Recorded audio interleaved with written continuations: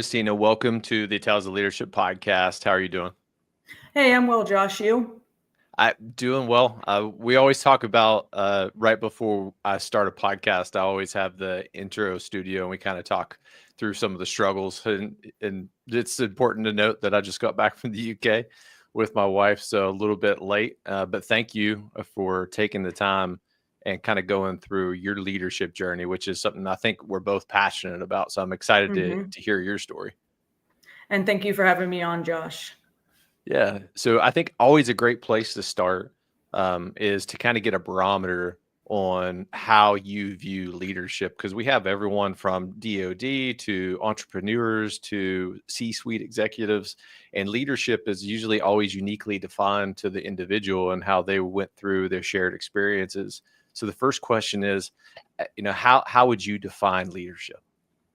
Well, to me, first off, I think leadership is a tremendous honor and also a tremendous burden. I'm sure you're aware, being in the military, leaders do a lot of the blocking and tackling. To me, a strong leader always helps the members of the organization or their followers to make sense of what's happening in their environment, right? So one of the things I studied in my PhD program was something called sense making, and it's what everyone kind of naturally does, but sense making makes it more overt. And so it's the idea that we're constantly in our minds as we act or as something happens around us, we're constantly, in a sense, trying to make sense. What does that mean? What does that mean to me? What does that mean in my environment? It kind of goes back also to the fight or flight idea, right? So your mind's constantly doing that, whether you're conscious of it or not. Obviously, folks who studied it tried to bring those principles and make them more conscious and study exactly how they happen. And obviously, being a person who loves communication, a big part of how we make sense of things to others is through communication, right? So to me, an effective leader, one of the biggest things they're always doing is trying to read the environment, whether it be in the organization, outside the organization, typically a combination, and consistently making sense of that environment for their followers. I also think when I think of leadership, it's whether I've observed leaders or obviously I've reported to leaders, an effective leader is someone who, for each person in their organization, they're able to rapidly, ideally, figure out what it is that person is passionate about. What are their strengths, right? What do they see as their purpose in the organization? And I'll talk just from an organization perspective, because that's where I have the most experience, obviously. And then I think the leader's main task is to help each of those members realize their full potential in that organization, and collectively, in doing so, help the organization to realize its full potential. And when you think about military leaders, for example, in the acquisition corps, the leaders are typically there for a 3-year period. And so it'll depend on what point in the organization's life that leader enters, what kinds of things that leader might need to emphasize. If it's an organization that's been tremendously successful, then it's probably grabbing onto those successes and extrapolating from them and keeping up the momentum and identifying what new talent you may need to continue building on those successes. If it's an organization that's facing particular challenges, whether portfolio-wise or talent-wise or morale-wise, or sometimes a combination of all three and many more, then that leader may have to draw on different skills and may have to spend more time emphasizing the strengths of the organization in order to motivate folks. So I think a strong leader needs to be very adept, needs to be able to pivot quickly, needs to be able to read the environment in the organization, not only quickly, but generally fairly accurately. And I think the biggest way they do that, obviously someone coming from my background, is through communication, right? So I know a lot of leaders emphasize open door policy, but I think it's more than that. I talk to folks always about it's the small, what I call the small interactions, is where you typically would want to focus your communication as a leader, right? And that's whether you're passing someone in the hallway or someone pops their head in to talk about something. It could be something significant or mundane. It's in those small interactions where you have that opportunity to showcase what you bring to the table as a leader. And in those small interactions is where you also have an opportunity to build trust. It's usually not, you probably know this, it's usually not in the big forums that are typically staged for obvious reasons. And I don't think there's anything wrong with those forums, and they're certainly necessary, but it's usually in those smaller interactions And I mean not only in size, but in what exactly the exchange looks like from a communication standpoint, where I think you have an opportunity to show the person that, one, they are seen, and two, they are heard, and three, you're processing what you've heard. It matters to you in heart and mind, and you're truly interested in who they are and what they're sharing, and you have something either meaningful to say in the moment, or if it's just, hey, that's very interesting, or that's something that hasn't been shared with me yet, but I need to take that back and give it some thought, but I definitely will get back to you. So to summarize, I think a strong leader is someone who recognizes that their main goal is to help the folks in the organization realize their full potential. If you're a faith-based person, folks might refer to that as what you think your calling is in life, what you think you're here to bring, what change you're here to bring about, or what difference you're here to make before you leave this earth. Or it could just, if someone's non-faith-based, it could just be what you think your strengths are in your career and your subject matter expertise and what you bring to the table. And I think a good leader's main job would be to tap into that within their team, and to create an environment in which that is nurtured and drawn out of folks, and obviously in our world, directly applied to executing the organization's mission. The other piece I would say, in addition to being someone who can adapt very quickly their leadership styles and their tactics, I think also someone who's able to accurately read the environment and tap into that, and more often than not be accurate with their reading of the environment. That's hands down the best definition of leadership that I've had, and I filmed over like 99 episodes. That was amazing, and I've never heard of the sense making. You tied into so many different principles from different leaders that I've had on. General Petraeus was one that you kind of spirited with having a malleable leadership approach, that it's not one size fits all. You come into an organization and you quickly read what you need to do. You set a path for your team, you communicate it, and then you tie your strengths to the team or the weaknesses to make sure you fill that dead space, and you just keep moving. I love the concept of like communication. And while you were writing that down, some of the 3 pillars of communication for me is authenticity, transparency, and clarity. If you can do those 3 things, at least from what I've learned, then you can build trust. And that was an amazing bomb that you dropped right there too, is that's what that does. Over time, our actions lead to our character, of how people view us, our reputation, and that all leads into trust. That's amazing. We could end this episode now, and you've just already dropped so many pieces of wisdom. I think when you say authenticity, that's an interesting concept too, right? Because I think another leaders that I've observed that I thought were exceptional, one of the things that they did really well was they recognized that the way they communicated with me, for example, I'm more of a straightforward communicator when I'm dealing, is particularly one-on-one with leaders. I kind of say what's on my mind. I'm polite and tactful, but I don't sugarcoat. But I think some folks don't communicate that way. And if you spoke with some other folks on your staff and interacted with them the way that, for example, a leader interacted with me, it would be highly ineffective, and you would probably silence that person. Or probably leave them wondering whether they'd ever come back and talk to you, for example, one-on-one. So I think authenticity might look different depending on who it is you're interacting with, right? How I perceive someone's authenticity, particularly in terms of their communication style, whether verbal or nonverbal, may be very different than the factors that you would look at as Josh in determining whether someone is being authentic.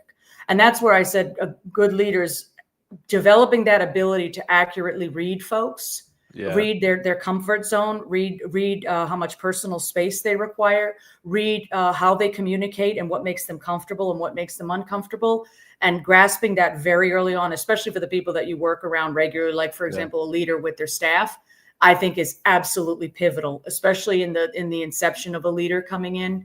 Because I think once you lose ground with folks, the unfortunate part about trust is it can take a long time to build it up, but it can you can destroy it in a moment. You can destroy it with a look, right? You can destroy it with a word. And so I think that ability to read folks is incredibly important. And of course, that flows right into your ability to adapt, right? Because there's no point in adapting if you can't read. right? Because what are you adapting to? Typically, you're going to adapt to what you think you've read in the environment, similar to like a radar, right? I liken a good leader to a very, very sophisticated radar. You're always reading your environment, right? And you're constantly scanning to understand what's noise, what's meaningful, what's something that I can grasp onto that aligns with my agenda and what's important to me that I can run with, what's something that doesn't necessarily align, and how and when should I address that, if at all. So I think that ability to adapt is only as good as your ability to accurately read your environment and determine what is the best response from a content standpoint, and obviously from a timing standpoint and from a caliber standpoint, right? How much of a response is required.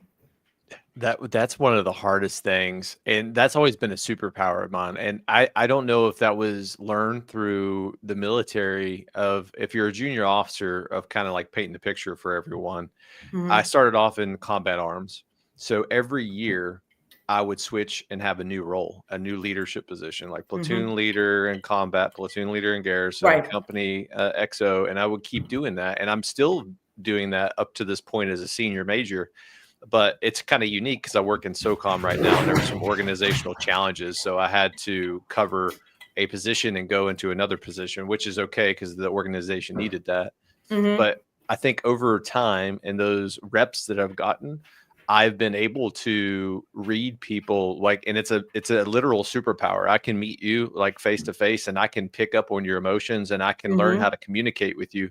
But for someone who doesn't have that, how did you learn through the academic piece and your just experience to begin to communicate with people and pick up on those social cues and emotional cues? That's a great question. I don't think I've ever been asked that directly, but it's a great question. And I think it was a combination of things for me. I think even when I was a kid, I was always very curious. I didn't have anything that was my favorite that I liked to do. I just love learning. So whatever was put in front of me, the exciting thing to me was the learning, not necessarily even the subject matter. So I think I just had a natural curiosity about people, about why they do the things they do, why they think the things they think. And I had that drive for learning. I think the other thing was in college, I was a dual major in sociology and communication. And that was, again, an extension of my desire to really understand what makes people who they are, right? What makes a person think one way versus someone who could think dramatically different. Even people in the same families. I'm sure a lot of people see that, especially people who have siblings. And so a lot of what I studied kind of furthered and fueled my interest in that. And then I was always a big Sherlock Holmes lover.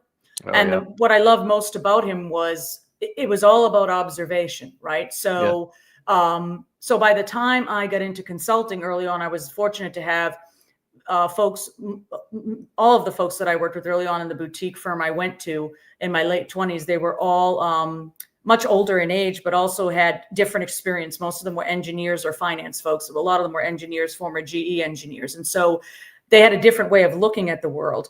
And I loved that because it gave me exposure to folks who thought very differently from the academic world I came from, obviously the subjects I studied, as well as the work I did as an attorney, right? In some ways we were similar, like, right, very logic-based thinking, obviously, as an engineer, but in many ways we were different. So I would say the folks I worked with early on were all high caliber consultants, and they lived and died by their ability to go into an organization that was relatively unknown. And as a consultant, especially if you're, highly paid, which they were, everyone's watching you, right? They want you to deliver value very quickly and very significantly out of the gate.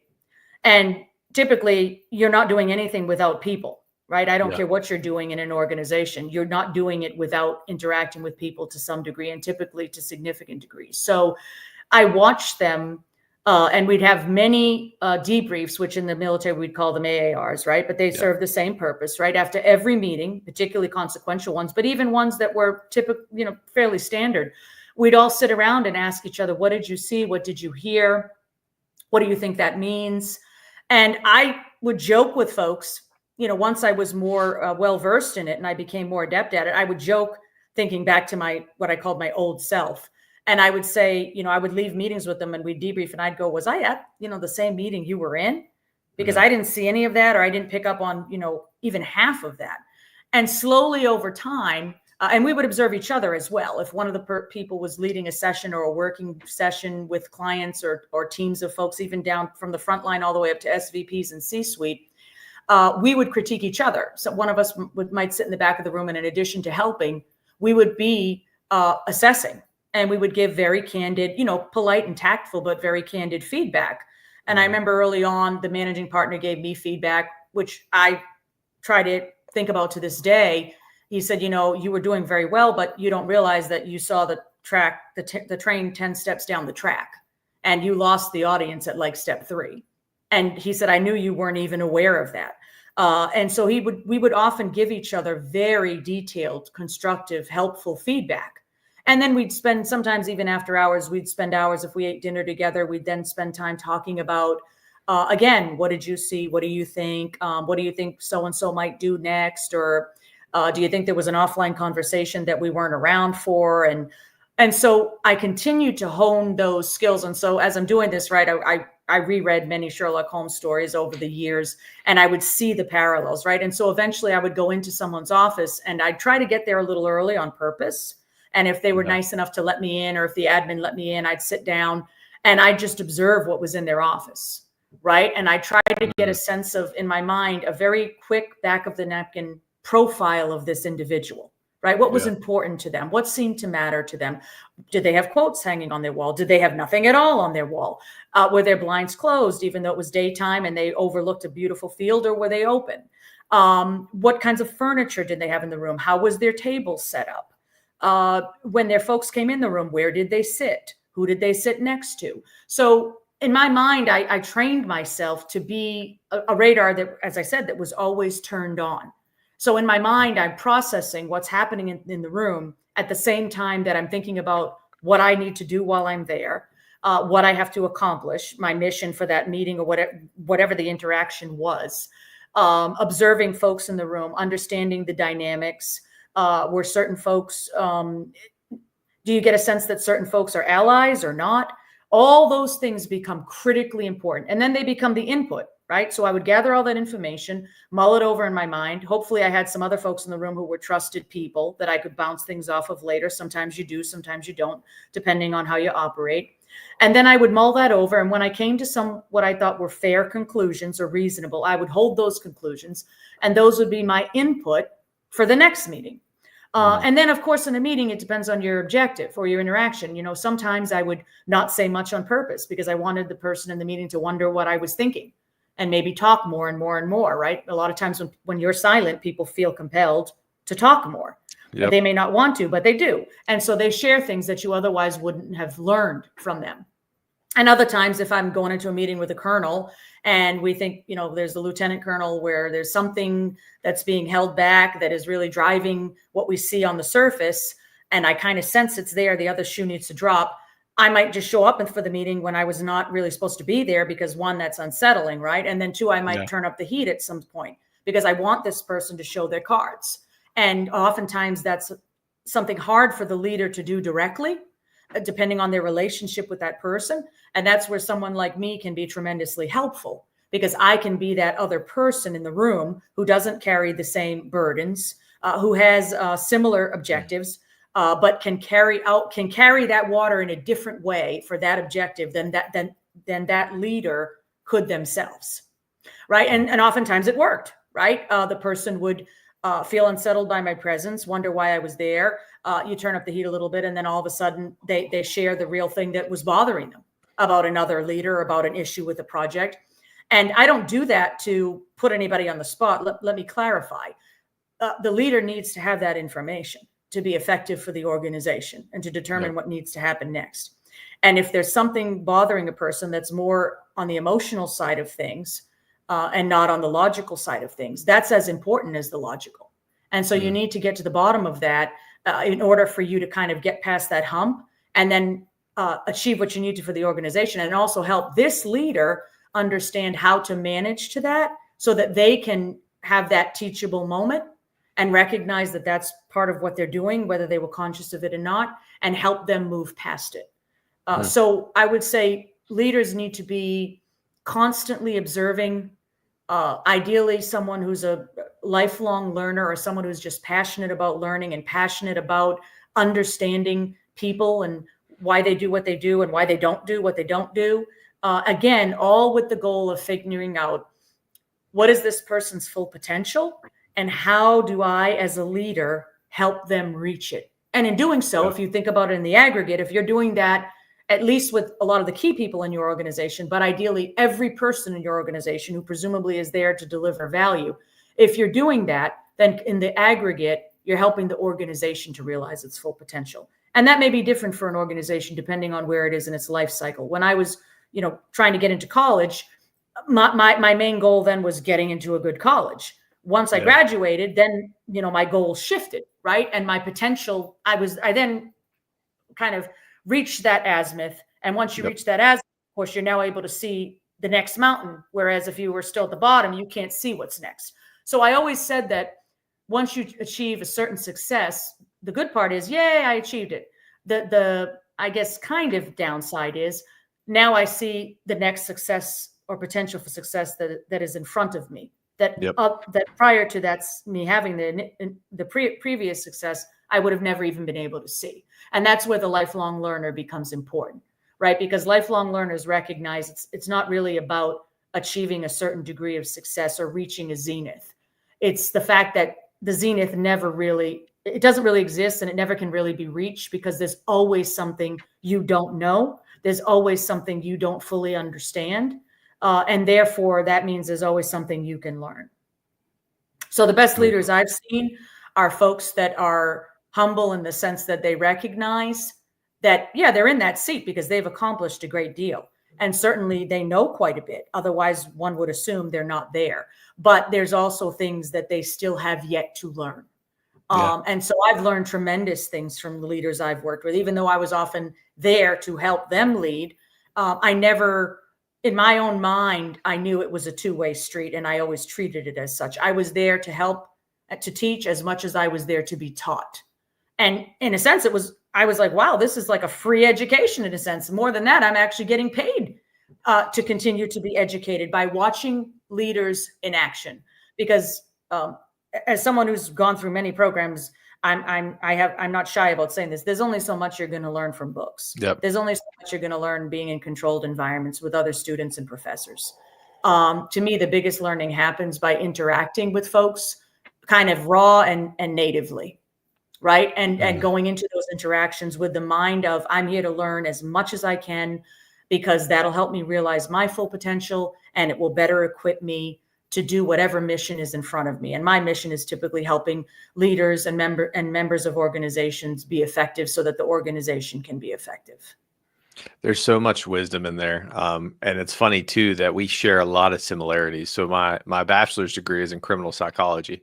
And I wanted to learn the psychology of how to read people and be a criminal profiler. And then then I wanted to join the Army, and then I joined the infantry, and I didn't even use my degree. And now I have a systems engineering master's degree. So I'm sure you use it though. See, I'm sure you do use it. You just you may not formally use it, but I'll probably guarantee you use it probably in every interaction.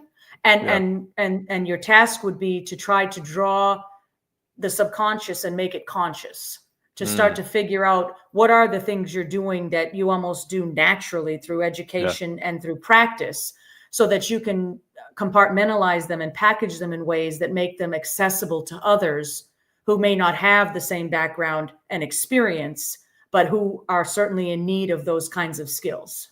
Yeah. There was two other great things that you said, and I've never heard anyone say this, but I do the same thing. If you're going to have a meeting with someone, try to get there a little bit early, because that's just good TTP, or tactics, techniques, and procedures. Yeah, like your recon, right? But read the room is like straight fire. And I've done that all the time, because if you're going to meet someone for the first time, like if you come in my room and you see all the crazy stuff behind my plaque, then you could probably pick up on that I'm a Marvel fan. I'm an acquisition officer. I've done some combat arms things. So you could probably quickly read on my background. Right. But what you don't know is that all of those things tell a story. And a lot of Yes. people, I think they're so tunnel focused when they go in to talk to a senior level leader, regardless of the organization. They're rehearsing their scripts. They're trying to Yes. get what they're going to think. I've changed my mindset, especially when it came to public speaking. I don't memorize speeches anymore. I have Yes. key points that I want to bullet and I want to communicate, but I naturally let it organically flow and I read the room. But I've learned that too with having one-on-one conversations of trying to pick up on everything, the entire environment to Hmm. help me be a better communicator. And I love the Exactly. concept of a radar. I'm totally going Exactly. to use that. Yeah, and you bring up another great point when you said a lot of folks go into a meeting and their mind, and I guess rightfully so, is on, okay, what do I need to accomplish here? What were my key points that I need to make sure that I make? Did I shore up all the math in my briefing, et cetera, et cetera? And I think this is why I emphasize to folks all the time, master what it is you do, Mm, right? Make sure that you've mastered that briefing long before you get to that meeting, so yep. that when you speak in that meeting, you speak with conviction. You're polite, you're tactful, but you speak with conviction, because just the tone of how you speak and the Yep. eye contact you make, the other person doesn't even realize, because it again goes back to the fact that we're animals, right? It conveys something to them, right? It Mm, immediately inside them, they're thinking this person knows what they're talking about, right? Or at least they believe they know what they're talking about, and they've come yep. armed, right, with the information. So if you go into a meeting and you're kind of a little unsure, and, well, maybe I didn't do as much work on this as I should have, or I didn't do enough recon on who I'm meeting with, or there's a number of things, right? You're not going to have the extra mental space and energy to do the things that I just talked about, like look at the room, like observe the people that come in, who shakes whose hand and who doesn't, where the people sit, what's in the room, if it's in the leader's office, right? Mm, What is the room communicating to me? Because everything is, as you said, it's trying to tell a story. Now, some of that is yeah. going to be interpreted through your own lens. Inevitably, we all have a lens, right? Yep. And it's going to be interpreted by our lens, right? Because we're seeing the world. We each have a camera in front of our eyes, right? And that camera is calibrated just to us, an individual. And so some of the things that camera is going to see, because it's what we see, and some of it we're not going to see because it's not in our worldview. But that aside, right? Everything in that room is saying something to you, right? It's conveying a message or messages. And if you go into a meeting and you don't feel as confident in your preparation, your mind is never going to have the space, right? It's like Yep. a radar that has an old operating system, right? It's not going to be able to do the things that a very sophisticated top of the line radar would be able to do, right? It simply doesn't have the memory. It doesn't have the software and the technological and hardware capability. And that's why I always hammer folks on being the epitome of prepared. Because when you Mm, are, you then have the mental space and energy and requisite calm and in your demeanor to go into that space and be able to take all of the data that it's offering you. Now, if it's repeat, and the more you do it with the same leadership or group of leaders, you should still be actively gathering your data, right? Drawing preliminary conclusions. And those are all inputs to the computer that is your brain, right? And yeah. so you should be feeding the next thing you're going to do, should be fed by and informed by those inputs. And if you go in and observe early, right, then part of the meeting, if you're really good, you can use part of that meeting to either confirm or deny your Mm, preliminary conclusions, right? So if I saw things on your wall there, I may come to some very preliminary conclusions, recognizing this is the first time I'm speaking with you. This is the first time I'm seeing what's on your wall. And so those conclusions I'm drawing by anything I see, I have to acknowledge to myself, those are very, very cursory preliminary conclusions. yeah. Now, if I've come to the conversation feeling like I'm prepared on my side, what I need to talk about, what we're likely going to hit on, some of the things I know I want to make sure I include, then I can use some of our conversation to try to confirm or deny those preliminary conclusions, right? And I Mm, can do that more directly by speaking with you and you speaking with me. And I've done that many times with leaders, right? I've purposefully observed the things in the room, and then throughout the conversation, without them realizing, of course, I wouldn't necessarily do it pointed unless I had that kind of close relationship with the person. I'd probably indirectly try to confirm or deny some of the preliminary conclusions I was drawing in that interaction. mm, But in order to be able to do all of that, as I said, the first step is be prepared, know what you're going in there to discuss, have a mastery of the material, to the point where ideally you wouldn't even really have to look at the brief. At some point, the brief becomes a prop, because you already know it in heart and mind. And the reason I say heart and mind, and I do mean that literally, is mind meaning you have mastered the material and the content.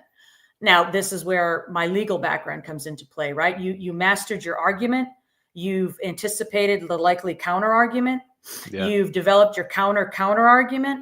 And you go in there with that requisite confidence, right? And at that point, the brief in many ways is really just a prop, right? It's there because most folks, even to this day, they expect some kind of piece of paper, right? They expect it to look a certain way, right?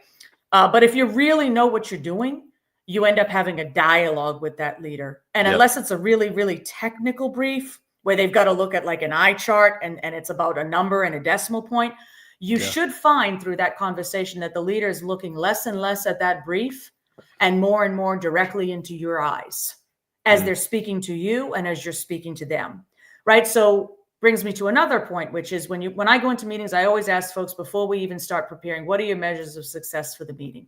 And I always say, asked another way, if you leave them, what would it take for you to leave that meeting and high five everybody versus leave and think, we just barely got through that, versus leave and go, oh my God, we bombed. Oh, wow. I said, what are the measures in your mind? You must have some. And I said, I need you to make them overt, because that's where we start with the briefing. That's where we start. And in military lingo, you might say, okay, what's our overarching mission? And then what is our mission for this particular unit? And then how would we know that we met the mission very specifically? And then you backwards plan from there. In my mind, it's the same with any interaction, especially the ones that are planned and scheduled. That's what you do first. So again, a big part of what a leader can do with their team as far as being a good leader is kind of hammer those things home to your team where that becomes part of their natural way of thinking. And then you'll notice, I've always joked with leaders and said, the brief looks like a mess because the brief is just merely a reflection of the thinking. I said, now some people are better at PowerPoint than others, no doubt. But if a briefing is wending and winding, if it's logically not flowing the way the logic should flow, that's more a reflection that the thinking isn't where it needs to be. And so I've often emphasized to leaders, one of your main jobs is to teach your followers how to think, right? How to structure their thinking, and ideally their critical thinking. And once you can get them to a place where they do that fairly well, you typically start to see their briefs improve. Now, the graphics may not be terribly sexy or anything like that, which someone can readily learn, but the thinking, the flow of the logic, the A must precede B must precede C. And if C is this, then it means that E and F must be that. You'll start to see that improve. So I think, and that all goes back to a leader helping people realize their full potential, right? Is equipping them with those skills that are readily transferable, because that critical thinking, no matter what environment you're in, whether you're on the front line fighting or whether you're in the acquisition corps performing more business type functions, whatever you're doing, that kind of thinking is readily applicable. So those are life skills, right? And so again, I think a good leader feels that it's their responsibility to impart those skills to their followers, and also to find folks within their organization that are particularly good at that, and provide those folks with the necessary underpinnings and environment where they can use those folks like a force multiplier, right? And let those folks do a lot of that for them. So the reading the room though is pivotal. And as I said, if you go in there and you're not prepared, or you don't think you're prepared, because a lot of it is all in your mind, right? You're not going to have mental space to do any of these other things. In fact, you probably miss things that are blatant, that are right in front of you, that aren't even things that you'd have to have a more sophisticated radar to pick up. You'll probably miss the things that are very obvious. And those things, if you miss them, you miss the opportunities to calibrate in the moment, right? It's almost like, how the military is now talking about transforming in conflict. Yeah. Right. That's basically what I'm talking about in a sense, but it's not conflict per se. It's transforming. I would say transforming in interaction, right? So so as a radar, right, if you're reading that room and you get pretty good at it and you're accurate and you're quick, you see something going sideways, you know exactly how to calibrate it. And you know exactly when to calibrate it. Right. And by the time you do it, people don't even realize that that's what you've done. Right. They may never realize that that's what you've done. But that's why that reading the room becomes very, very consequential, because if you're hoping to transform in interaction, right? And I'm extrapolating from the transforming in conflict, because I think the underlying constructs are exactly the same, right? Yeah. Is how quickly can you adapt? As I said, Yep. adapt assumes that you've already determined what it is you need to adapt to, right? Mm. And so if your process of how determining what you need to adapt to is flawed, then your adaptation is going to be flawed, and in some situations actually dangerous and worse than sticking to the status quo. Yeah. So I think good leaders that I've seen have an exceptional ability to read rooms that they've been in for many, many meetings and for long times, and to read rooms that they never stepped in before, and to do that with fair degree of accuracy and at a decent speed. And they're able to calibrate and adapt quickly in those moments. And they do all of that with a relatively high success rate. Mm. And that, again, those are skills that take time to learn. Well, first they take desire and interest. That's number one.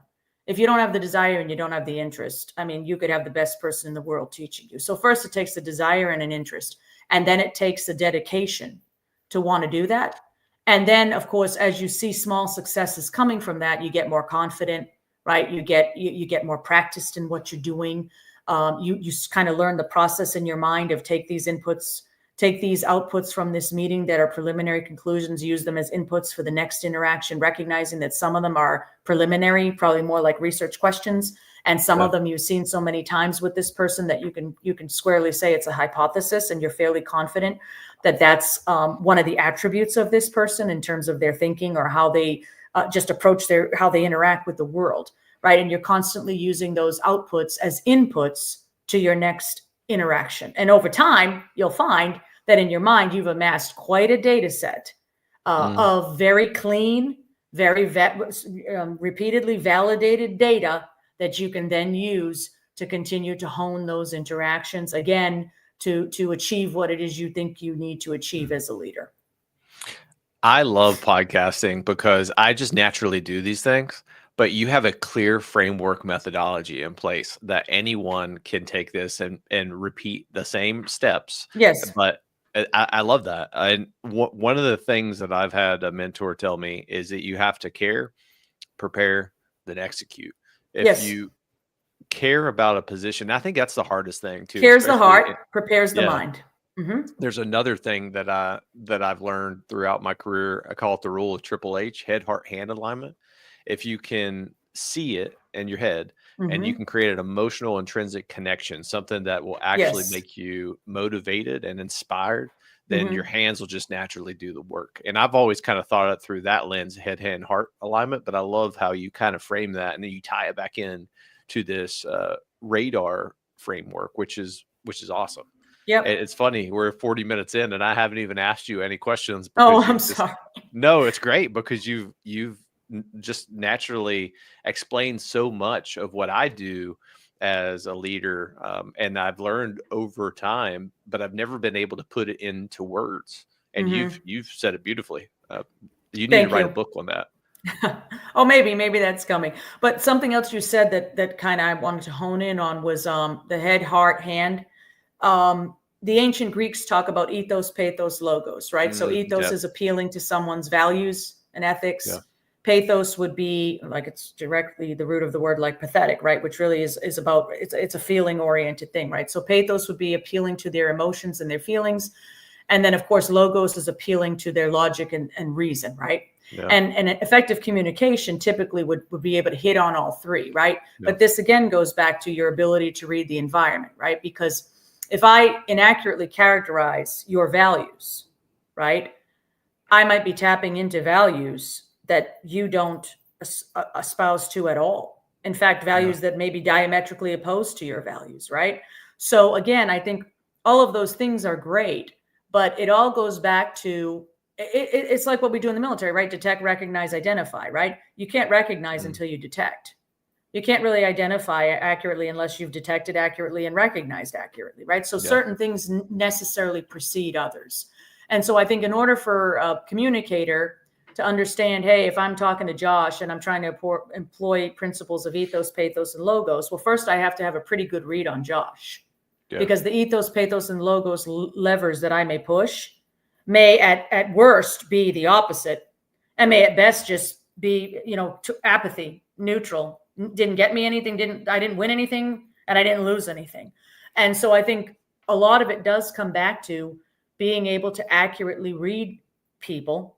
Yeah. And I think part of that is having requisite empathy, being a person who can empathize with others, being a person who actually cares enough about other people to have the desire to read them, right? Because if you're a person who doesn't care, you just go in like a shotgun blast, you deliver your message or your briefing, and you hope that, you achieved what you wanted and you leave.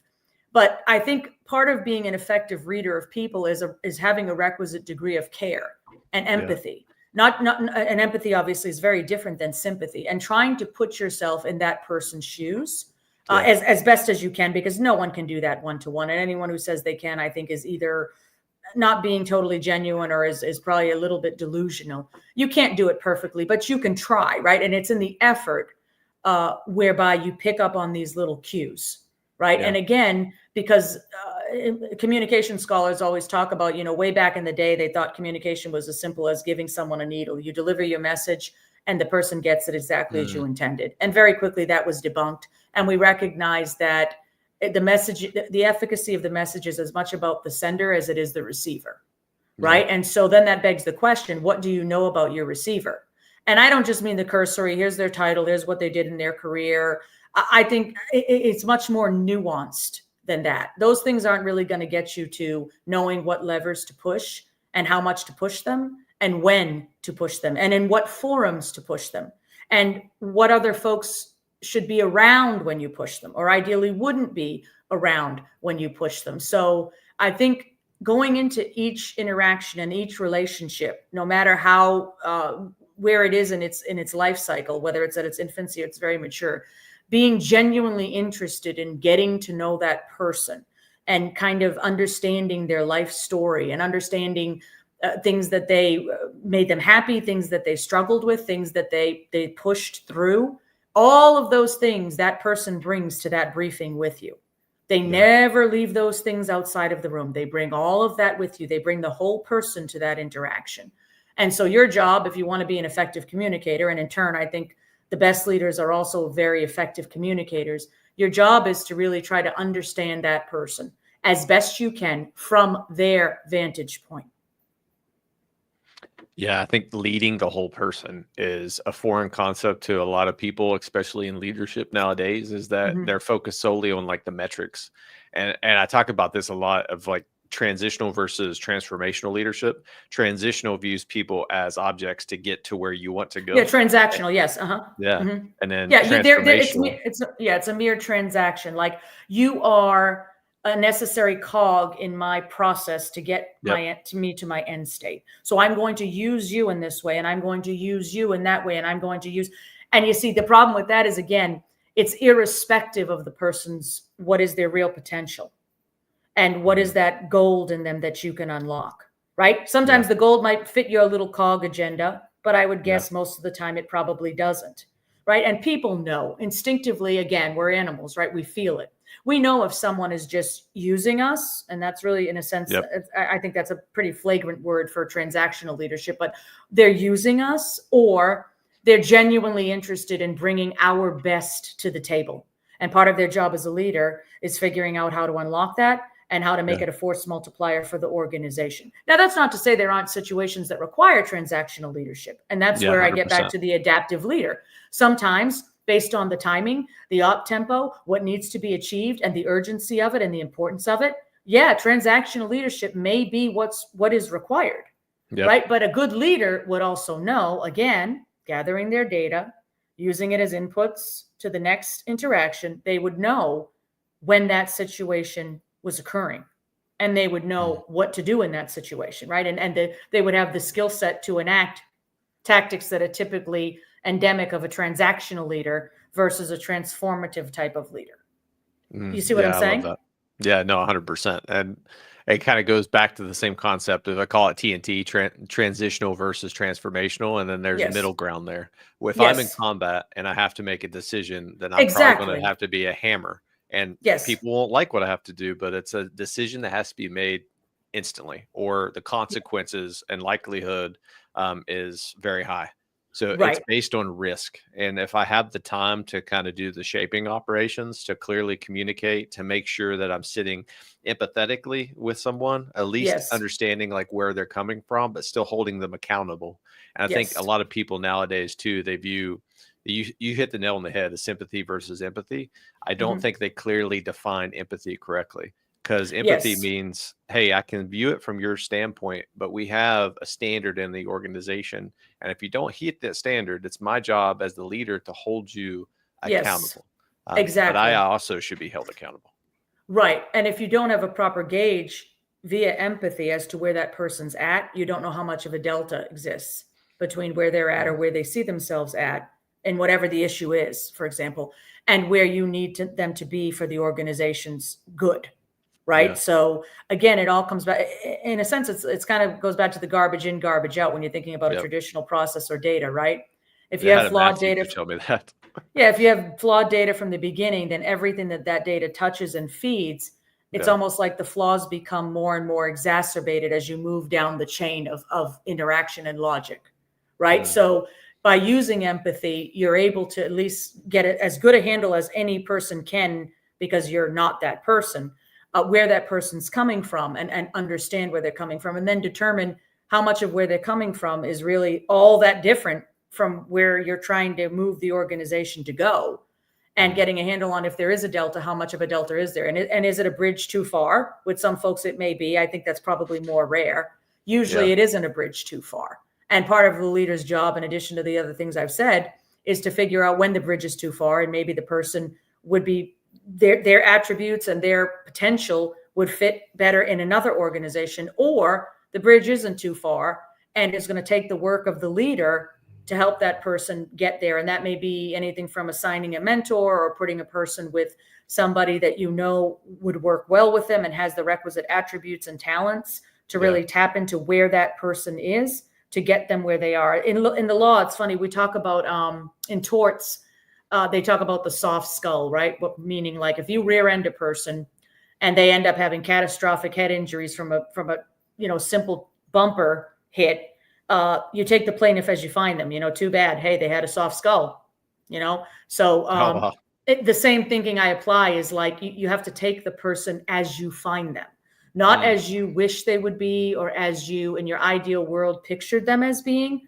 You have to take each person in the organization as you find them, right? And as the leader, your job, among other things, is to figure out, what do I think this person's real potential is, ideally with that person, right? And then figure out as a leader how far you can get them down that path. Again, with the North Star being what it is the organization is ultimately there to do, right? What it is expected of that organization in terms of what value they are to deliver in services, goods, or both, right? Mm. And then figuring out where your deltas are and which people you can get there by helping them realize their full potential. Yeah, there's definitely certain people within the organizations that I've learned, like Pareto principle, right? Like 20% of the organization Yeah. produces 80% of the results, and then opposite, 20% of your soldiers create 80% of your problems. So you can use that statistically any way you want. But I've learned that like over a time, but it's taken me a sometimes hard lessons to learn those concepts. But I love how you break it down from a clear methodology standpoint. And what I would like to try to take it back to is your educational background, and then transitioning within the DoD. How did that go in terms of like going from college Mm-hmm. to transitioning within the DoD, and then working within the acquisitions core with senior level leaders? Was there any challenges that you found? Oh, yes, many. Yeah. So I'll just try and be as succinct as I can. So I started my career as an attorney, working for a large bank. I was a contracts attorney supporting the global trading desk. I executed all of the contracts that essentially memorialized very sophisticated derivatives and high value trades. It was enjoyable work, very interesting, because you had to learn how the trades work, which is sometimes complex math and other things like that, in order to understand the proper terms of the contract, what should be in the contract and what you should try to negotiate. But it was very bounded work. in the sense that it's a very kind of narrowly tailored, and once you master it, I found myself getting bored pretty quickly. So I started looking for other things to do. I started writing in that field and teaching classes at BU, which is where I got my law degree and master's. I taught at the College of Communication in research methods and statistics, and did that while I did my day job as an attorney. And then while I was at the bank, that's where I met the boutique firm of consultants, the smaller firm that I referred to earlier in this conversation, of very high caliber former GE audit staff folks, mostly engineers and financial folks who had transitioned into strategy consulting. But what was unique about them was they did the strategy and the execution. So they didn't just come in and detail this very high level strategy and leave the organization to figure out how to execute, which is typically the hardest part. They brought in helped the organization build the strategy, and then they were on the hook, and we're happy to be so, to help that organization execute that strategy. So that was kind of our guarantee, was, hey, we're going to come in and roll up our sleeves and actually help you do that. And so I got very fortunate because one, I was much younger than all of the folks on the team. And two, I was the only one who didn't have an engineering or finance background, but I met the managing partner of the team, who unfortunately passed away in 2005. He was a PhD in electrical engineering, and he was just a phenomenal person. Incredibly talented person, very driven person, incredibly naturally curious person. I'd say we were probably most alike of all the folks on the team. And he saw me in we had a working session as the attorneys one night. They were sent in to help us optimize operations. And technically, we really shouldn't have been there, but we were part of the team, so we were included. And I wasn't invited. I was a junior attorney, but one of my attributes is I can force myself into some things sometimes. So I just said, hey, that's not a bad superpower. Yes. So I said, hey, I'm going. And so my senior attorney, I guess he didn't want to have the argument with me. Maybe he was tired that day. Anyway, so he let me in the room, and I ended up being the person who briefed out for our team on what we were doing in that working session. And then the managing partner came back to me about a year later when I was looking to probably go to another bank and do higher caliber derivatives. He came back and said, I'm looking to build out the team and hire another person. Are you interested? And I thought, wow, I really loved what they did that night, and that it resonated with me, and something clicked inside of me. So he flew me out. Bank One was one of their big clients at the time. The predecessor, eventually, Bank One, when Jamie Dimon was the CEO, and he was looking to streamline operations to either acquire or be acquired. And that was partly why we were brought into Bank One. And he said, come on out to one of our sites. I think it was Indiana, in Indiana at the time. And he said, I just want you to watch a couple of sessions and see if it's something that still interests you. And I knew by the end of that day, watching what they did, I thought, this is really what I was made to do. It leveraged all my skills as an attorney, obviously, public speaking, being able to put arguments together quickly on your feet, critical thinking skills. But it also overlapped really well with what I was doing in communication, which by then I had my master's degree, and I was always fascinated with, how people in organizations communicate and what effective communication looks like in organizations and among leaders and from leaders to followers. And so this position offered me the opportunity to do all of that. Now, it also was throwing me into a big pond as a very small fish, because I had never really traveled anywhere outside of Boston. I spent my whole life there. So I never really knew what it was to get on a plane, let alone get on a plane every week and go to places I had never been to and go into organizations where I had no history with them other than walking in. So I will tell you, Boston is intensely different than what I grew up in, rural West Virginia. I traveled to Boston for the first time, and I felt like I was completely lost.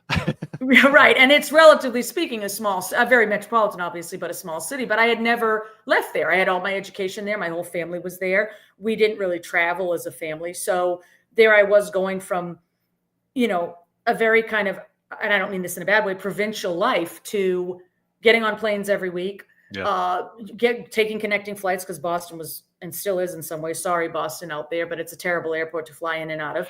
And a lot of my colleagues were flying from airports in California, and one was from Atlanta flying, and they would always arrive so well rested and ready to go. And they had come from GE as audit staff, and they had years under their belt. And so I think this is where my stubbornness helped me, because I was so intent on mastering what they did because I loved learning and being successful with what I was trying to do for them, that it allowed me to just plow through everything else. Like I said, well, damn it, you're going to get on this plane and you're going to sleep in that hotel room alone, in your bed, and put pillows around you because you're not comfortable sleeping in a strange place.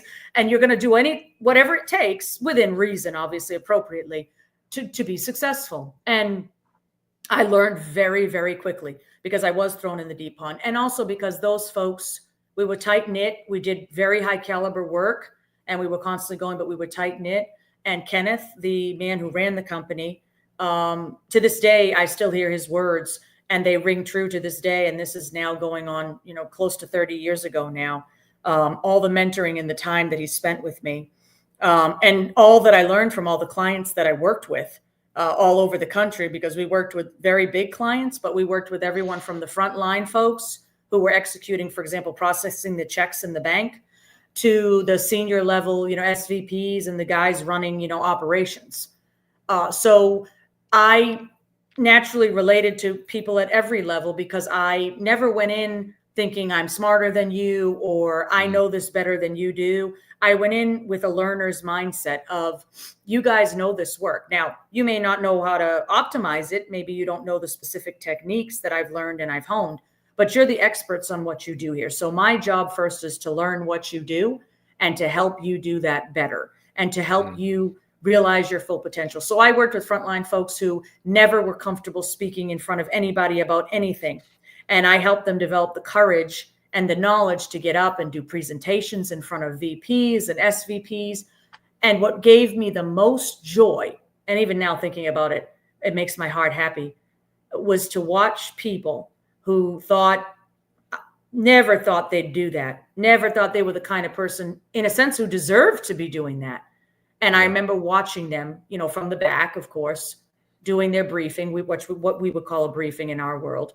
And I remember the feeling of happiness that came over me, watching people, watching their eyes light up, watching them that have that spark of confidence.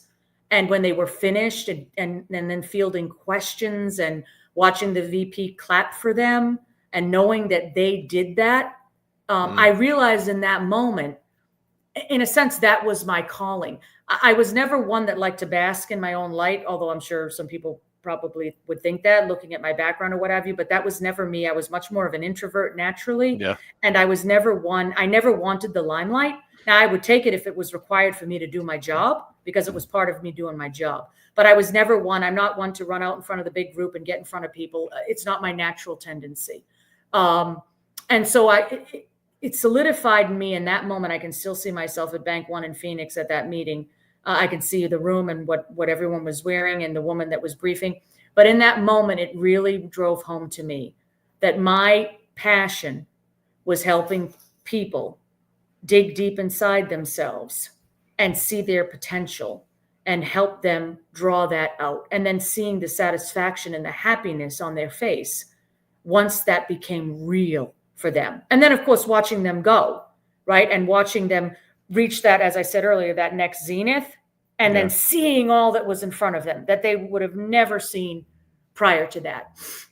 And that's why I always joke, there's that scene in Jerry Maguire. I don't know if you remember it, where this photo is being taken and he jokes and says, that's my corner of my suit right there. That's my shoulder right there, right? Because it was always the athletes out front, right? And the agent, like he was always in the background and you might see a corner of his suit. And I always joked with people and said, that's the person that I want to be. I don't necessarily want to be the person out in front. I want to be the enabler. I want to be the person walking around with the proverbial key that unlocks the potential of everyone else. And so nothing in my career ever made me happier.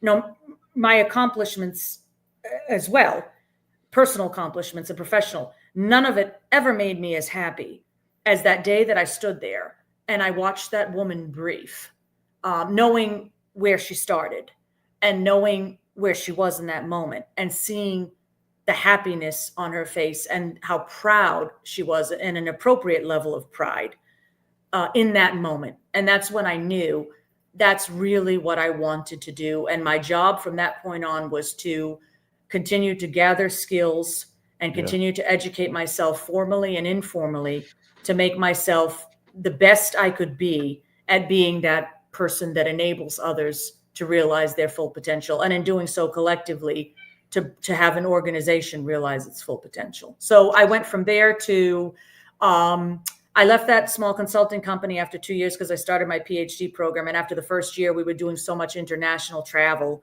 that I couldn't keep London? doing it. Was your PhD in London? I'm sorry? Did you do your PhD in London? No. My PhD, I did it at ASU, the Hugh Downs School of Communication at ASU, which is a Research One institution. And it was very highly regarded, particularly in the areas I focused in, which was mainly organizational communication for my PhD. And so I started that while I was working for the consulting company. And then by my second year, it just became too much because we were doing a lot of international travel for clients. Yeah. And I couldn't be out of the country for like 2 weeks at a time and do a Research One PhD, a very traditional PhD program. So I transitioned. I worked as an independent consultant for some time, doing a lot of the same kinds of work. I took an in-house position very briefly as a director of operational excellence. And that was kind of a gentle reminder to me that I was in many ways better suited to be kind of the outside person brought in. And there's many benefits to having that outsider come in because they bring views and see things that you wouldn't necessarily see being a member of the organization. But I was able to very effectively build respect and have influence without having direct authority, which is very hard to do, but critical in the roles that I play, because rarely am I going to be a person given direct authority. I have to earn my authority through respect, and ideally through a combination of respect and affinity. Now, I can do it with just respect, although I'd like to do it with respect and affinity, which is kind of the magic combo. So when I was a director of operational excellence, that organization was going through major changes. They were just recently acquired. There was a lot of upheaval. And I realized that I think they liked the idea of operational excellence, but weren't yet ready for what it meant in terms of rolling up your sleeves. And I didn't really want a position where I couldn't affect change, because that gave me tremendous satisfaction to do so. So when I decided I would go back to consulting, I knew at the time in Phoenix, there wasn't a lot of big consulting firms. The market there just wasn't at that point yet. And that's when I moved to Atlanta, and I moved to Booz Allen on their organization and strategy team at the time. Yeah. And mostly I did commercial engagements for the first few years with big financial institutions on the commercial side of Booz Allen. And that was around the time when the commercial side was beginning to separate for a number of what I think were very good reasons. And so there was essentially the federal, government, more public side, and then what I think it became strategy and at some point. And so when I was finishing up a commercial engagement for a commercial client here in Georgia, they told me I'm a Lean Six Sigma Master Black Belt as well. And so they said, we have a Army client that needs a Lean Six Sigma Black Belt for a project reducing the turnaround time for sensors, very sophisticated sensors, the turnaround time as well as the caliber of the maintenance. Yeah. And so they said, okay, the place I was consulting with wanted to hire me internally. There was a position opening up, but I really wasn't interested in taking an internal role. So in the consulting world, you go, quote, back on the bench. And I wasn't on the bench long. And so I said, well, this will be great. I don't really know much about the Army. I didn't come from a military family. So I was ecstatic because it was a new space, new things to learn, new people to meet. And so I went up there and brought up a small team with me. And we did drastically reduce the turnaround time. I won't talk about the vendors or anything like that were involved, but the deputy at the time, who I'm still close friends with to this day, to the colonel, it was in the acquisition corps. He basically, when I was finished, he basically told my boss at the time, hey, Christina's a really smart person. We have lots of other things around here. It was at the height of, fielding in Iraq. And he said, and this shop was doing tremendous amount of fielding. Because of the systems they provided. And he said, hey, we need Christina for many other things. And from that point on, I stayed. And I very quickly became, in many ways, kind of the informal advisor to the colonel at the time. And once she saw my background, and then more than that, saw me, as they say, in action, she realized what a pivotal role that was. And it was different than an aide to camp and other things. It was kind of something in and of itself. It's oftentimes very difficult for me to explain the role. So I do need to take some time out and really put pen to paper on exactly what that role entailed, because it doesn't necessarily fit neatly into typical categories and titles. It's almost more of like the Supreme Court always said about obscenity. You know it when you see it, but it's very hard to define. And so over time, as each colonel would transition and the next would come in, they kept me on basically in that role. I mean, they called me at times head of comms, which I did a lot of the comms for them, the writing and the marketing of our systems and responding, to RFIs from Congress and things like that. But I also did many, many other things, some of which people would see if they weren't leadership and some of which they wouldn't see, working very, very closely with leaders. And so because they rotate, as you know, every 3 years, I got the tremendous benefit of just when you get close enough to somebody, the new person comes in. 100%. Yeah. And what that means is you now have to figure out, okay, I'm still tasked with being an effective advisor to this leader. And now my job becomes, what does that look like with this particular leader? Because each leader has strengths and weaknesses, of course. Each leader has different backgrounds, different ways they grew up, different places they came from, different paths in their military careers, et cetera. And of course, they often have a civilian deputy, and sometimes those folks change out as well. And of course, then you have the 05 lieutenant colonels that are changing out, oftentimes on a different pace. Yeah. And so for me, it was wonderful because there was always something new, a new person, yep, a new problem, a new dynamic. And so for someone like me who tends to, get bored easily, it was the ideal mix of, I knew just enough to be able to be very effective, but I didn't know everything. And so my job became simultaneously working with what I knew to be effective and deliver value quickly, while also learning as quickly as I could about the new landscape. And again, as I said earlier, processing the inputs and the outputs, and confirming and denying conclusions.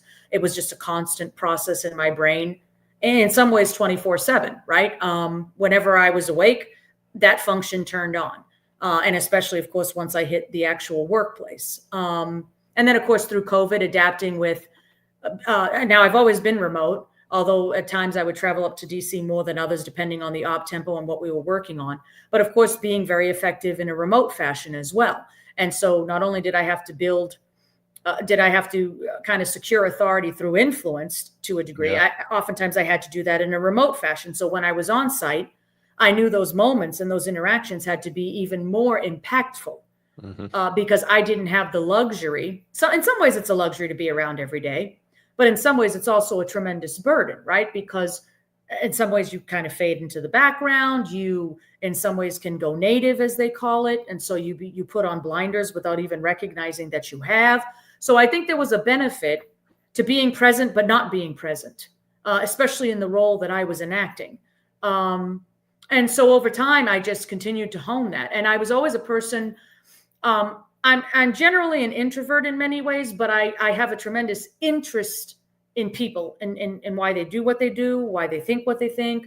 And so I was always excited to meet new people, and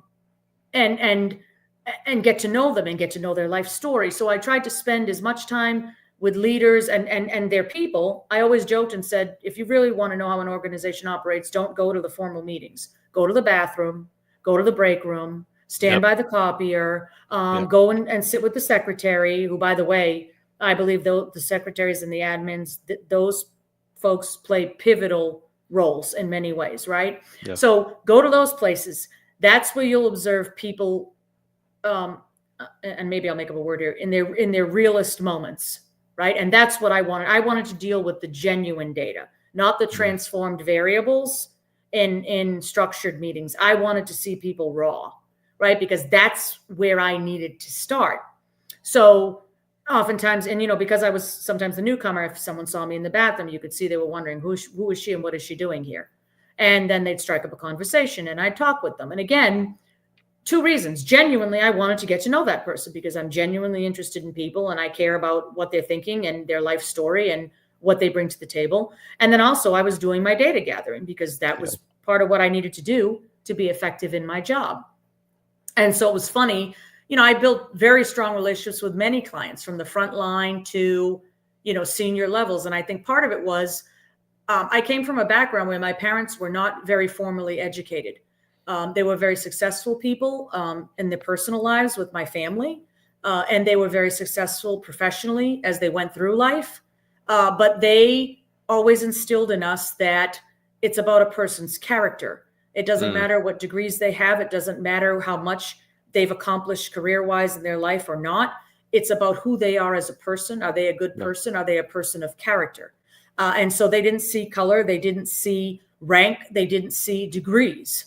And so that's how we were raised. And all of my siblings very much take that approach. And so the benefit of that, among others, was you can relate to all kinds of people, right? And I think that's another important attribute in a leader, is the ability to relate to all kinds of people and to be able to see the spark in all kinds of people, right? And that potential that for some people is deeply buried beneath many other things, and for some people is right at the surface and all the way in between that continuum, right? But if you're not able to relate to them because you carry with you a significant baggage, and this is not to say we all have biases, of course we do.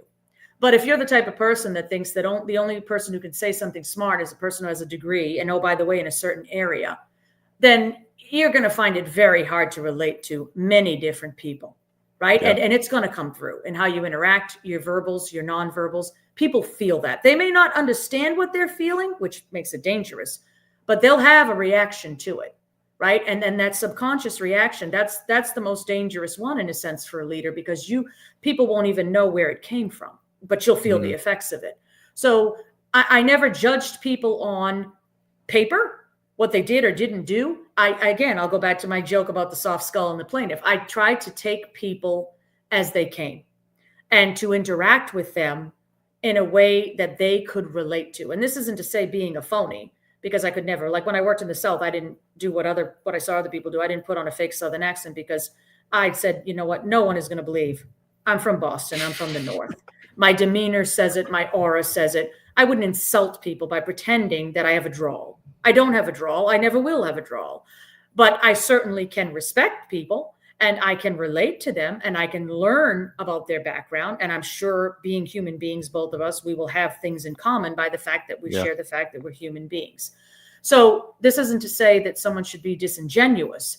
I mean genuine relating to others. And again, you can't really do that without communicating, right? Non-verbally or verbally, and it's typically verbally, complemented by nonverbals. You're not going to do that unless you are a willing and open communicator in terms of sharing and in terms of listening, right? That's how you start to relate to people and find commonality and find common ground. And I found that with everyone from, folks who are lifelong enlisted soldiers from different parts of the country, different educational backgrounds, some from very nuclear families, some from very disconnected families, and all the way in between, because I genuinely found all of those people interesting, and I knew they all had potential, real and unrealized, that they brought to the table. And part of my job for the leader and for the organization was to find that potential and provide them with the skills and the environment to unlock it and to apply it. I learned a lot of those same lessons from my father, not necessarily like spoken, but just through his deeds. Actions. And I always kind of go back to this concept of deeds, not words. I think that a great leader aligns both. You can communicate clearly, and then your actions align with what you're saying. But I think the most important thing is even someone who can't necessarily communicate clearly, but they can still hit the mark. Your actions speak way louder than your words. And then my father, same way. He had no real lens. He was just a selfless leader. Works in the coal mines. I'm from rural West Virginia, about as rural as you can get. And he would get off late at night, probably 6 o'clock in the evening. He would go to work at 3 a.m. They called it the hoot owl shift. And would work all night, come home, and go mow other people's grass. And we're talking about like 70, 80-year-old people that just couldn't do it. And he did it freely because he wanted to go serve the community and people. And I was raised in that. And I saw the hard work ethic that he did. And a lot of who I am today, especially as a leader, is instilled from just the actions that I saw my father doing as a young man growing up. Which it's funny that we share the same thing, but two different cultures in a way. Boston and West Virginia, I would say, are totally opposite in terms of just how we probably grew up, but some of the same principles align. Exactly. And that's, I think, a great point when you talk about principles, right? Because actions sometimes, we all act inconsistent sometimes, but I think that the bedrock of a good leader is consistency in values. Yeah. Right. I think people are more forgiving than we probably give them credit for. So I think followers, the workforce, for example, they can forgive inconsistencies, certainly mistakes. But I think when you start becoming, or you demonstrate inconsistency in your values, Yep. I think that's when because the values are the bedrock. And once folks start to see the bedrock becoming eroded, it's like they have no left and right parameters, right? They have no azimuth to track to. And I think, like I said, actions that were taken that shouldn't have been, or mistakes that were made as leaders. I think a good leader always admits their mistakes, of course, and perhaps even goes further to characterize them as, if we don't take risks and make mistakes, we don't really ever get anywhere.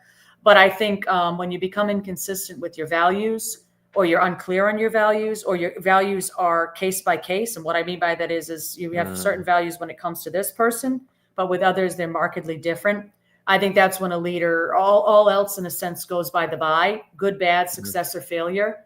And you have a crisis of confidence at that point. And the crisis of confidence is typically in the values, if you really think about it, because everyone knows human beings make mistakes, whether we like to admit it or not, right? And we make our own mistakes, and we would like forgiveness when we do.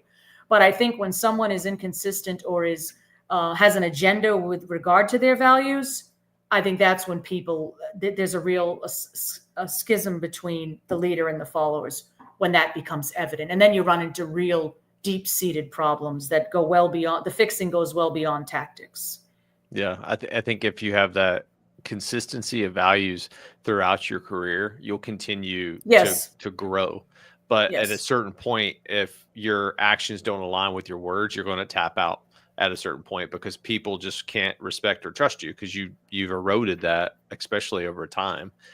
Exactly. I'd love to kind of take it to, so working as a consultant, all these different companies, what inspired you to like break that mold and create your own consulting company? Well, in some ways, I'm an unconventional thinker, right? And so when I came into the government paradigm, I saw that there wasn't as much familiarity with the kinds of consulting I had been accustomed to doing and the way I executed it, right? And so it took time. I always say to people, I went block by block, each block representing a person, kind of word of mouth. And it was say and show, right? So over time, I would say, hey, I think this is what we should be doing, or I think this is what I'm seeing. And then it would be show the fruits of that, show the deliverable, show the change in the person or organization or persons, right?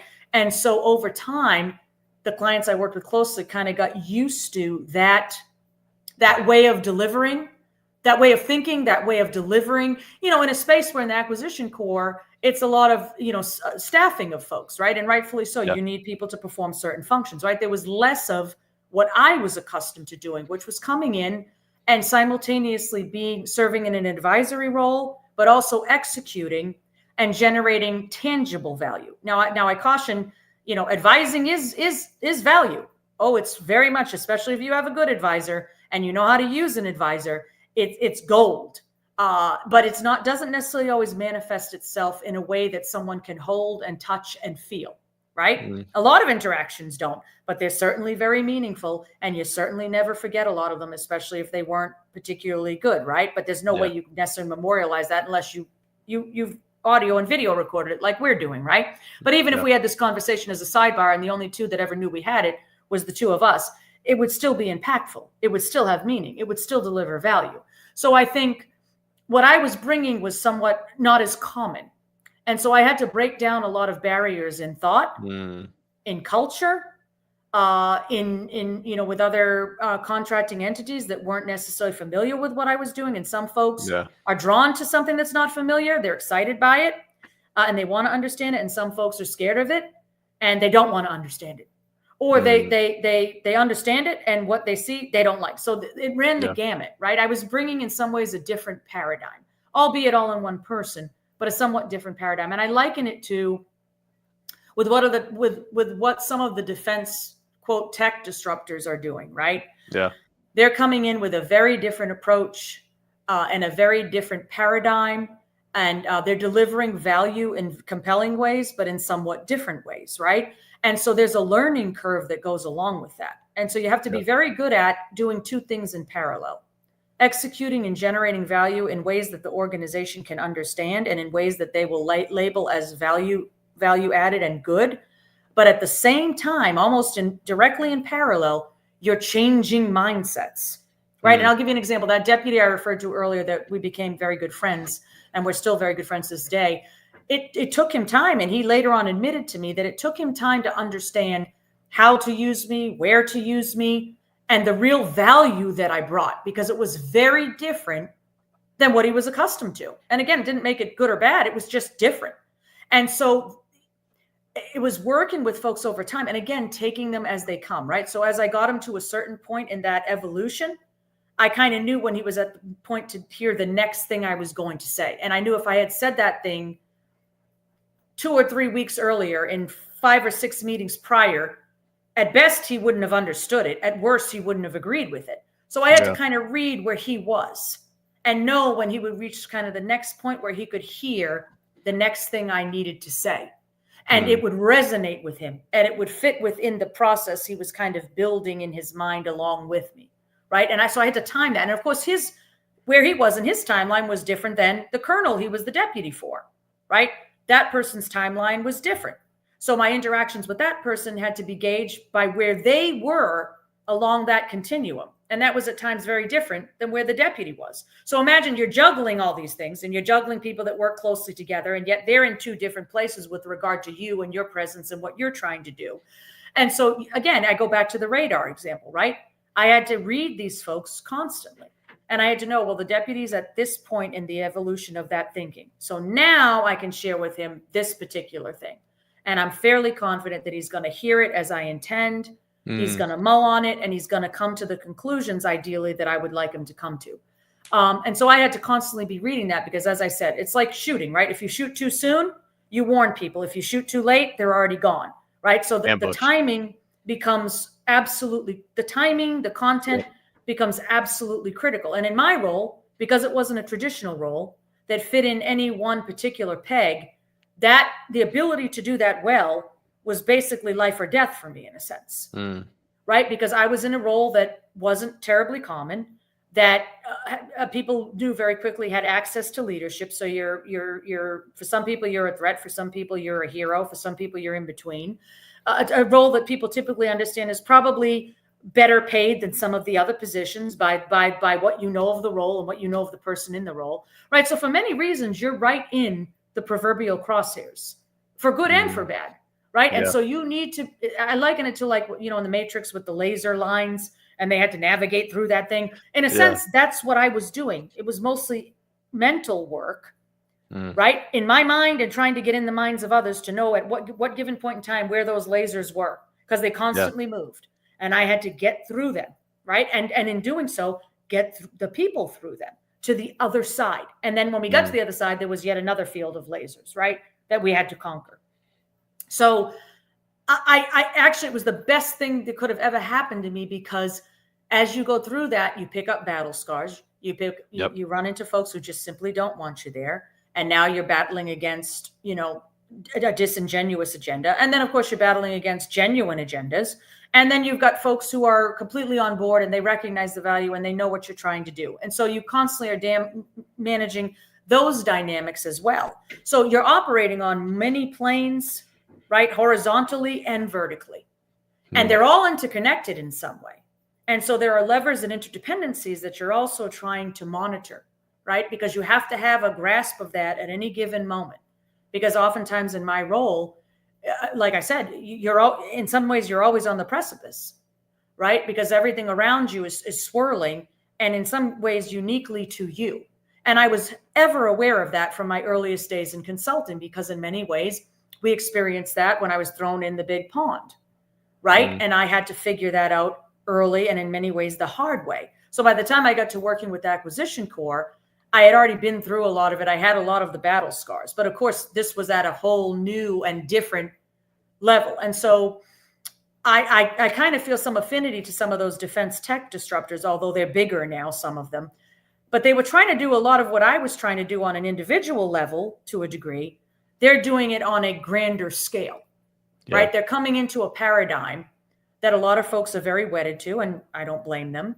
It's what they know. It's probably what they were part of building, right? So they have a lot emotionally vested in it.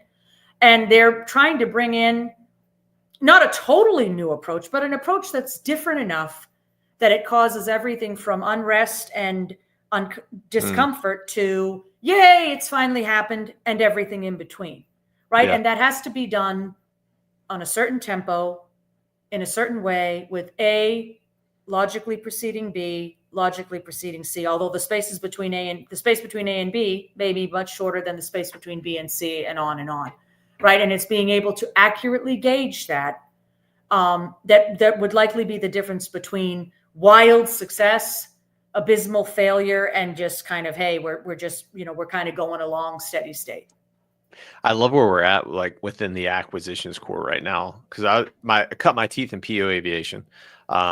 Infantry officer, they decided to put me in AMSA, aviation mission systems and architecture. So all the avionics that makes helicopters fly, infantry officer, go do that. Then that's when I quickly learned it doesn't matter what your background is, as long as you care, prepare, you'll execute regardless of the job. And then I go to drones, and then I've been in this drone space for a while now. I'll transition over to SOCOM, and I see how SOCOM does acquisitions, and I see how the big Army does acquisitions. Yes. And there's some unique authorities that allow us to do things a little bit quicker, but in a nutshell, we have the same acquisition policies that we're bounded by.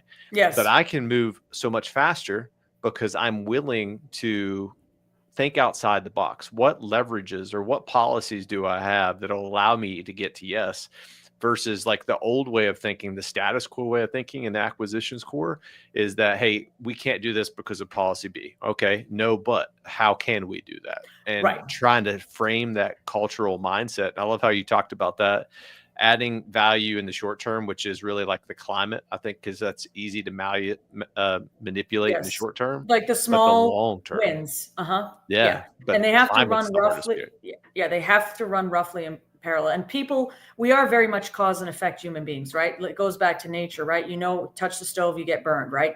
Yeah. Very obvious cause, very obvious effect. So I think our minds are wired for cause and effect. And that's why I said I was very attuned early on to go in and make a very quick read and figure out where I could start demonstrating, very near-term impactful value, while at the same time recognizing that it was all part of a continuum, right?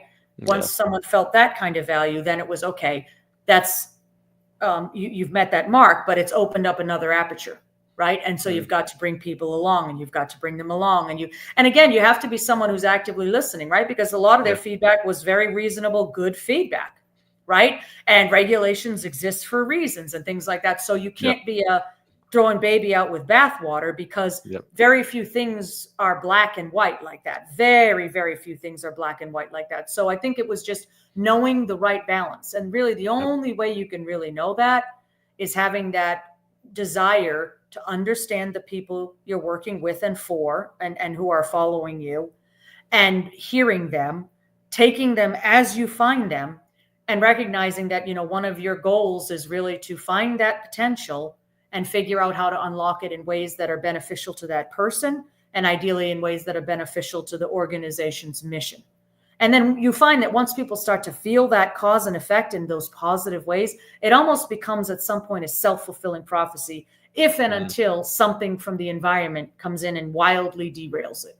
And that could be anything from a dramatic change in funding, a dramatic change in mission, a significant change in leadership. I mean, there are many, many things. But if you have a solid base, even those things can be effectively weathered and sometimes even capitalized on if you have that strong bedrock, right? And again, you probably lose less people, because if someone realizes, hey, if I'm in this organization, they are tapping into me in all the ways that matter to me, and I see the fruits of that, it's less likely that someone's going to jump. And if they do jump, it's typically for something that's even better, because maybe their potential's been tapped out. And they need a new environment to unlock what remains, because that environment just doesn't have what it takes in the environment. I don't mean that in a bad way, to do the unlocking. right? But even that person would probably have a better handle on when that time comes, if it comes, because they would have been tapping into that, right? And that would have been just what they do in that organization. So they would have been much more acutely aware of it on a conscious level, right? And be able to make the call and say, hey, I think as much potential as I have here, it's been tapped. And I think because of the mission and because of what we're doing, et cetera, it was great. But I think if I go here, there's still that piece of untapped potential that organization is looking for and needs, and I have it, and I think I can unlock it there and put it to good use. I love that.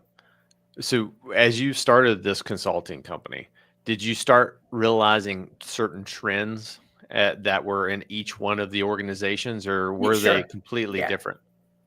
No, I think in some ways, I mean, I think, well, bottom line, I think we talk about functional organizations, but I think the norm is organizations are dysfunctional, right? Because it's relationships and it's people. So to think that an organization is, some finely tuned engine, I think is in large part a fallacy, but it can be more than less finely tuned, I guess I'll put it that way. And so I saw a lot of commonality. Now, some of that is because, the offices are structured similarly because the acquisition core has specific structures. You see commonality with, you see the struggle between, do we keep this program? Do we give it to someone who's probably it's better suited for? And then what are the implications on funding and staffing and having the talent ready to go when we get the next thing? So you do see a lot of commonalities, but I've seen significant differences typically with leadership, and obviously who our senior leaders are in a given project office up to the PEO level. That's where I've seen more of the differences is in how people enact leadership, not as much the structural things and the, how you typically, what are the best practices for managing a program and what are the key metrics that we should be focused on. Now, I do think in the new environment, if certain things are sped up and accelerated, we'll probably see processual differences. We'll see some structural differences, all in an effort to further support the processual differences. We may see differences in the kinds of talent we think we need more of. I think those things are likely to change somewhat, but I think most of the changes I've seen in organizations was really hinged on where leadership placed emphasis, right? Within the confines of structure and process and things that are in large part, dictated because you are an acquisition organization in the Army and there are certain hallmarks that if you went in and you were the man off the street who had experience with acquisition, you'd expect to see the certain things in place and certain things done a particular way. I think where leaders come in is, like you said, things like, where can we do this outside the box? Okay, we can't do it that way. Is there another way it can be done? Who do we need to collaborate with to get that done? Is there an opportunity for a strategic partnership? Should this be a program that is shared between two offices because we both bring skills that are required for that program to be effective? And then how do we make that pitch? And that's where someone like me would come in, right? Helping them delineate the arguments, helping them determine who the proper stakeholders are, helping them figure out what the story needs to be. And I don't mean that in terms of a fiction, but how to tell that story in a way that is compelling and substantiated and resonates with the decision makers. And also communicates to the decision makers, in a sense, what's in it for them, why it's good for them and the organization writ large that they're overseeing, right? So I think that's where I've seen differences in, there were some leaders that were very much about towing the line, and they thought that was, critically important, and that had pros and cons. And there were some leaders who were much more about encouraging out of the box thinking and people kind of pushing envelopes, and they were comfortable with that, of course, within reason. And then I've seen leaders who were somewhere, roughly in the middle.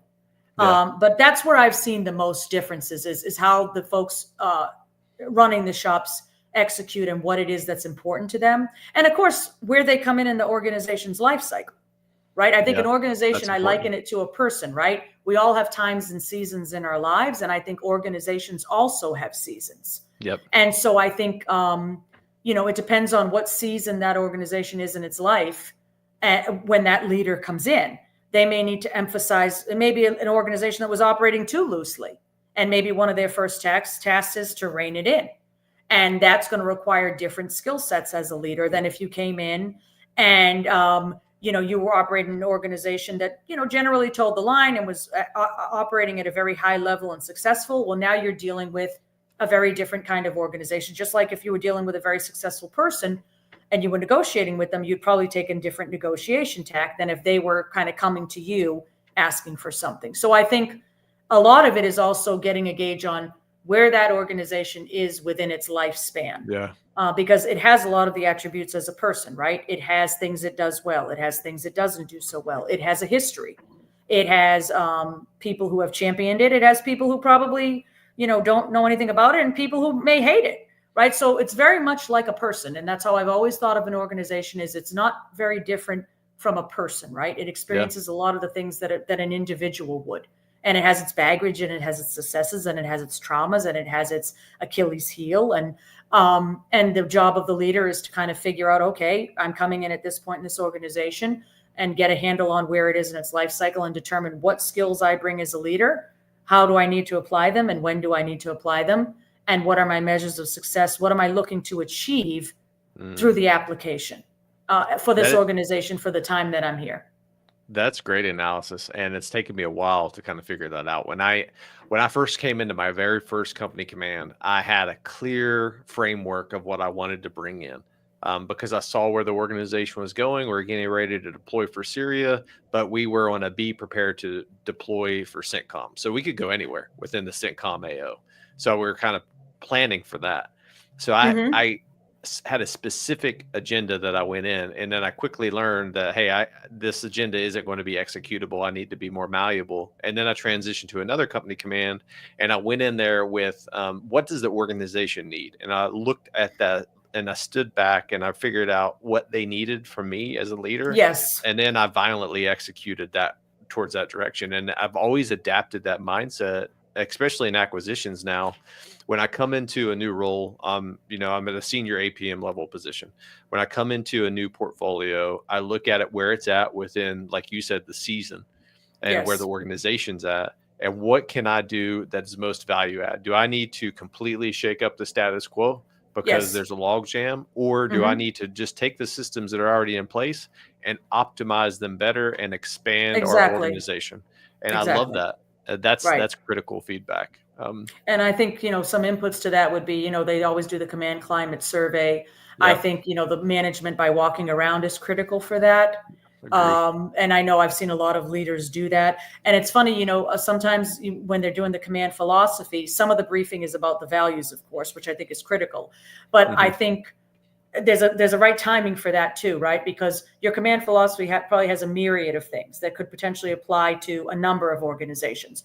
But I think if you give yourself some time to do your data analysis and your confirmations and denials and preliminary findings and, kind of more firm findings, you can better tailor that command philosophy. Because as you said, there may be certain things that are important to you, but for where this organization is, those things are not nearly as primary and as critical, especially out of the gate, as perhaps, let's say there are 10, perhaps only 3 of them for where this organization is are the things you really need to focus on. And I think a compelling command philosophy briefing would probably do some preliminary tethering, showing how those philosophies relate to what you have gleaned from the organization. So that, again, in a sense, high level, of course, but cause and effect, so that folks, even in that early stage, can see the elements of your philosophy that you think are directly applicable to where you see the organization is, and where you believe, by what you've been tasked with and by what you've been told about the organization's missions and what you've learned from the people themselves,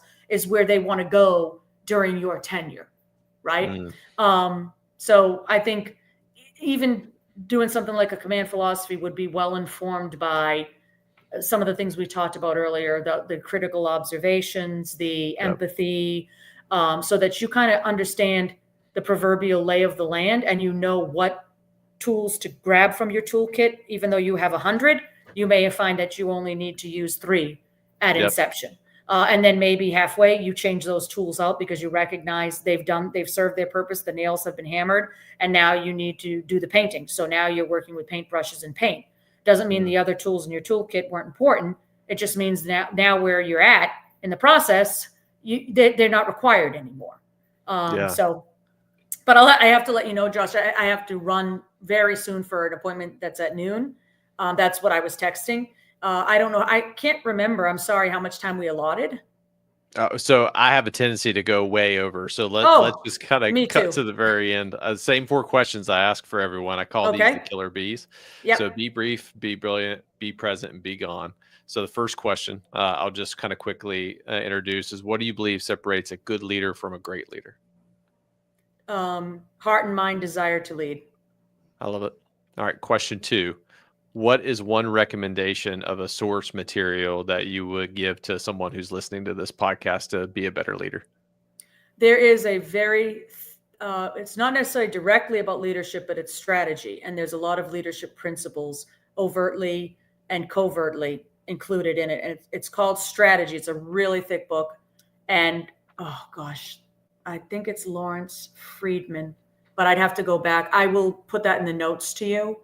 Yeah, The, absolutely. the the author, it's just escaping me now. I can see the cover of the book. It's the Trojan Horse is the cover of the book. It's in my study, but that book, it's a long read, but it goes back to strategy and leadership, starting with, earliest, it starts with the Bible. It's not a particularly religious book, but it starts with the Bible, and it kind of walks you through strategy, the development of the field of strategy. But a lot of it directly ties to leadership for obvious reasons, right? Those things typically go hand in hand. Strategy is typically executed or fomented by the leader. So I would highly recommend that. It's a long read, but it's a really, really good read. And there's a tremendous amount of references and resources that if folks want to do further reading, it has a really good references section. And then last question, in respect to your time, I'll only do 3. Where can our listeners connect with you, and how can they add value to your mission? So listeners can connect with me on LinkedIn. I'm fairly active on LinkedIn. I think it's a great source of Yeah, information I and agree. just getting to know folks. I also have an company Instagram. I'm unfortunately not as active on there that I'd like to be, but I think I'll become more active. And that's CM Bates Consulting is the handle. So it's pretty simple. And they can reach out to me directly, certainly. My company email is christina.bates@cmbatesconsulting.com. And a project I'm looking at now is I'm very interested in the unique kinds of leadership that military leaders bring with them and then develop as they come from more traditional military leadership roles into what I think of as more of the business side of the Army, for example, acquisition, where they're working with a very diverse workforce of civilians, contractors, matrix personnel, and others. And what are kind of some of the unique leadership skills that they've developed over time that have helped them to be particularly effective in that kind of environment. What did they bring over from classic military training? And this is just me, the layperson, calling it that. What did they bring over that they found that worked effective? And then, of course, what specific skills and tactics they developed purposefully by what they learned in their environment, and how they applied those to be more effective. So that's something I'm looking at doing and tapping into my network of folks that I've worked with over the years, of course, as well as folks that I've ideally never worked with who had leadership roles from very junior to very senior, to try to develop some kind of topology, if you will, of the attributes that seem to work well in that kind of environment. Again, ones that have been brought over from traditional military education and practice, and then ones that were developed and kind of honed, for example, within the acquisition space, so that we can help to continue to prepare officers as they make that transition, whatever level they make it at, that we can better prepare them for those roles and kind of some of the unique things that occur in those kinds of environments so that they can be more effective very early on. I love that. I'd love to help when you start doing that too. Oh, Christine, definitely. this has been an amazing episode. I could literally talk to you for 3 hours. So I again, know. If thank I you didn't for have that being a guest. appointment, I'm sorry. I could have given you more time. One, I didn't realize how much time had passed. And two, when I looked down, I realized that I had that appointment that I really can't change. Yeah, no worries. Hey, thank you so much for being a guest. I appreciate Oh, everything my that you're doing. pleasure. I loved it, Josh. Have a great day and a great rest of You, your week. you Bye-bye. too.